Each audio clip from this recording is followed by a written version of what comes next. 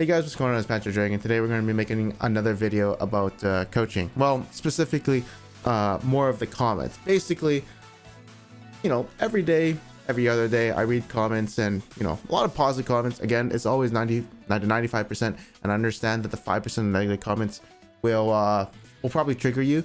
But honestly, that's a part of human nature because, if someone says something negative about you, well, you're going to think about it for like the next hour or so. So, yeah, I could reply to the person, but also it brings up resentment energy, which I could actually produce into a YouTube video, which I'm making right now. So that's great. I get a lot of good energy, well, negative energy, and I can let myself out. I hope you guys enjoy this sort of content. But yeah, basically, if you guys have seen my coaching videos, Yon, Yasuo, maybe the Talon one, Ergot is fine. Most of the YouTube comments are here pretty good, but there's some specific comments that I want to talk about. First off, this guy kind of says, to improve as a coach, you need to explain the reason behind your directions. This feels like you're simply backseat gaming instead of coaching per se. Now, here's the thing. Have you ever played League of Legends and someone is talking behind you, backseat gaming you, basically? And I mean, I get it all the time because, I'm streaming. Oh, maybe you could have played Lee Sin and queued that person like this, right? And I'll be honest, it is super annoying. It's so goddamn annoying. And especially, I see the TFT streamers. Oh my god, the backseat gaming and TFT is insane. And I don't know how they deal with it. It's more worse than League of Legends, I'll be honest. It hurts. Unless you're a person who doesn't know how to play TFT and you want help from your chat, right? But anyways, basically though, obviously the people who are getting coached want to be backseat gamed, and because the person who's coaching them is probably more experienced. Now, let's say I told this person he was playing Yasuo, and he was mid lane, and I told him, oh, there's a big wave to go top lane, so go get it. But I said, go top right now. Go get this Gromp and blue buff on the way to mid lane. And then I'd basically... Oh yeah, sorry. And then he went to mid lane and he started fighting Lissandra mid, right? Now, while he's laning... Now, if you're a jungler, this is whatever, because jungling is all about pathing, and honestly, you're facing monsters, you're not really doing much. Let's say you're Yasuo and you're playing against Lissandra. Bro, if I had to explain to you, hey, this is why you have to go top lane to catch that, like, 20 minions. Do you see how there's 20 minions in the top lane? And, in mid lane, you're just, like, running in a circle, you already wave cleared it. Well, you could do something efficient with that time while going top lane. And why you're doing the Gromp and blue buff? Well, because the minions are at the nexus and they won't be there for another like 10 or 20 seconds. So you can do these two camps while you're going to mid lane.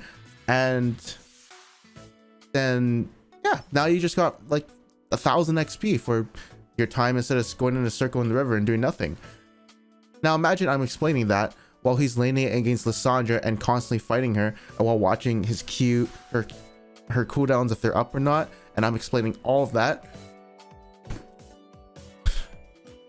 I mean, if your brain is literally Einstein and you can take in like 5 different things happening to you and talking, yeah, sure, that would work. But I know, bro, no, backseat gaming, not everyone's a superhuman. Not everyone can take information and do all of that. I'm pretty sure if you're a bronze player and you could take in a lot of information, you wouldn't be bronze. So that's why I don't have a 10-minute, 1,000-word essay explanation MLA format of why. Oh, of explaining why he should do all these things and then go mid lane, because I know he's busy fighting the Lissandra. So that is why I don't explain all these things to him, because I know he's busy. Now, if he's walking the lane, I think that's fine, and I can explain little things and try and communicate it as fast as possible. I think my communication can be worked on, and trying to get my words out in the simplest way possible to get my meaning out of it, that needs a lot of work.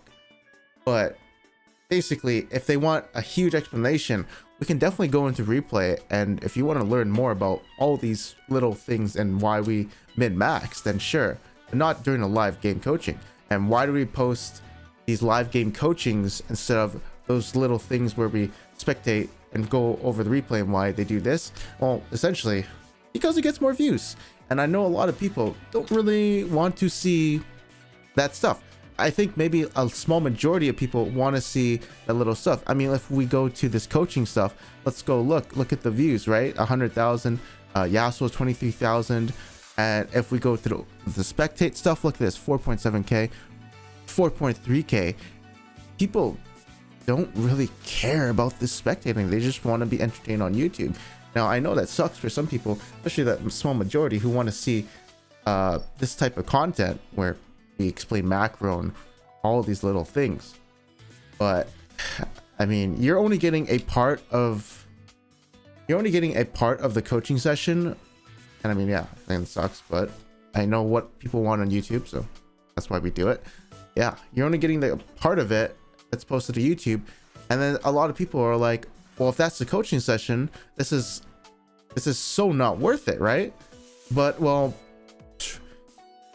in my opinion, I think it is, because here you may have only seen, again, like 30 minutes of it, but there was this girl who I recently coached, and we literally coached her for 1 hour 50 for bronze 3 in season, and then it's literally now 4:12, and I should go right. Yes, that's about 2 hours and 10 minutes. And why did it take so long? It's because there's a thing I needed to show her, because she wasn't playing Sona as aggressive as she could have been, but I saw these little things, so I had to show her how to really do it, and then I needed her to see how I played. So then what happened was she started playing aggressive, because if you can play aggressive Sona and win lane, we all know how Sona skills. It's insane. And so I showed her that. But yeah, I won't show the things where we go into replay, because I know it's kind of boring content and some people kind of get bored and don't want to see it, right? But I mean, I hope you guys are loving this content. Oh, so we got to talk about this Talon one, and like diamond coaching or challenger coaching, like when I'm coaching higher level players. So when it comes to bronze and silver, they have to work on a lot of big things, right? But when you coach diamond players and challenger, master, whatever players, there's a lot of little things you can point out, because they're not making a lot of mistakes like the bronze players, right? So basically, if you go to this Talon player who is a challenger Talon player, and we wanted to coach him in the jungle, basically, first off, I have to say this. He's my manager. Basically, we know we're friends. He's been in other videos. I think people don't really notice, but there's a comment here saying Pants is a pretty bad pushy coach. He didn't want to be there during this, and it shows. He has some sort of I don't give a fuck attitude recently, and it's your life, but you seem to be getting more bitter by the day. I'll be honest, in this video, I didn't really give a fuck, because like I was literally watching. And I was gonna say some things like, oh, you should do all this and that, but yeah, I mean, you should do this, you should do that. You probably understand why. And yeah, I mean, when you're teaching a diamond master tier player, they don't make that much mistakes, so like I can only watch.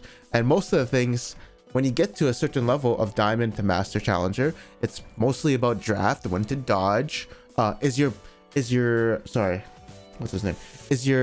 teammates on a 10-game lose streak? Well, maybe you should get the fuck out of there, right? Or you have a horrible matchup. Is your top lane matchup shit? Like, that's why it gets from, oh, so you're playing Yasuo and you're going 0-10. Well, maybe you can do all these things better. And then once you get the diamond, it's like this. It gets really small, and it becomes so small that it doesn't matter if you're playing Yasuo perfectly, because then now you're Yasuo and you're facing Renekton mid. Or I'm sorry, I'm trying to think of counter matchups. I don't know who they are, but yeah, you're facing Renekton mid. Maybe you're facing a set. Who counters Yasuo? Lucian. All this stuff. Like, it gets so minimal to the stuff where you're just like, okay, yeah, well, maybe you should dodge all this stuff.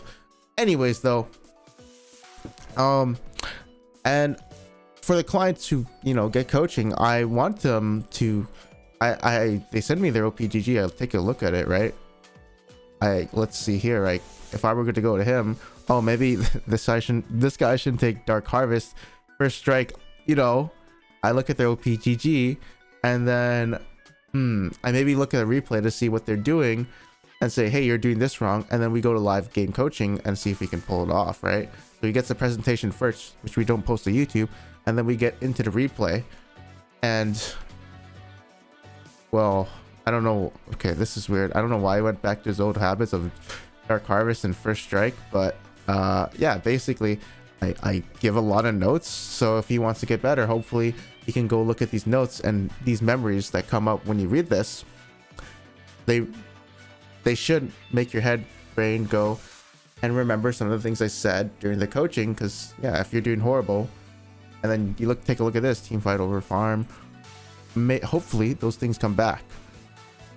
And then let's see here, if we go to, people definitely said, gotta say, the coaching helped me get out of bronze at least. And then I asked him, what do you think helped him the most?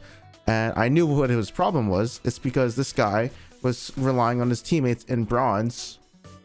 And I told him, no, if you want to get better, you should rely on yourself to be selfish, and because all your teammates suck, so just be the MVP. And I asked him a bunch of questions, and someone even vouched, said, I'm sure this is placed, but just got a coaching session. I want to thank you. It's informative, very tailored to my needs, and I deeply enjoyed and learned. I took notes and apply everything, but I really appreciate this position. I recommend if anyone is on the fence of trying coaching. So yeah, I mean, I think I do a good job. I think there's obviously some things I got to pick up. I want to emphasize like the student keeping these things and not going Dark Harvest and First Strike. I know I told him, but I mean, these are normals. I don't know if he plays this in ranked. Oh, well, you can. I mean, I don't know. People sometimes revert back to their old ways, and I don't know. See, now I'm looking at this and I'm like thinking, okay, if they revert back to their old ways, I need to instill something in their head that makes them play like this. Because I don't know if Nice's clients go back to their old ways, but I hope to God this is kind of common. Anywho, though, the next thing I want to talk about is like pricing. So when it comes to pricing, some people said it's $500. Dude, it was like $500 for private. Here, I'll show you. So right now it's literally 170 to 270, and then 270 is private coaching. It's $500. Why did I say ballers? It's $500. It used to be $500 for private coaching because I didn't want to like do private coaching. I literally didn't want to. But if you really wanted it, go for it for 500. I just didn't want to. So that's why we already had it at 170, right? But I don't know why I had comments literally saying it's $500 for this. What is this? It's completely so stupid. It's literally 170, but I mean, people would just take the highest number and say, oh, yeah, right? Now you're probably wondering, wow, wait, 170 is so much, right? Why are you charging people 170? I mean, there's literally two reasons. First, I'm the rank 1 player. Well, I used to be, right? I had 1,000 LP. Of course, I love gloating about myself. 1,000 LP, all in season 10. That was peak pants at its prime, right? Obviously, I'm not as good as it was before, but I remember everything, and it would probably take me a month, but I'd probably easily get challenger. Anyways, though, so that's reason, rank 1, whatever. The second reason is because, I mean, as much as this content is interesting to explore, and yes, I could coach people for lore, it's really up to people. If they really want coaching from me, they can get it. But if I can't get enough like clients to buy it or whatever, and the price is too high for some people, that's fine, because I want to concentrate on my main channel. It's just a side thing. It's just people, if they really want it from me, go for it. I don't mind if people don't want it, but yeah, it's probably going to stay 170 for a while, and if people don't want to buy it, that's fine to me. I'm still working on the other content, the full tank Ash videos. I mean, yeah, I'm working at, like, I have that, so yeah, just a side project. But anywho, I hope this cleared up a bunch of questions you guys maybe had of coaching. There's always a link in the description below if you want to get it from me. I do like doing the content. Obviously I want to explore a lot of other content, so that's also why I'm doing it too. But if people don't want coaching, perfectly fine. I don't mind. Anyways though, I'll see you guys next time. Peace out.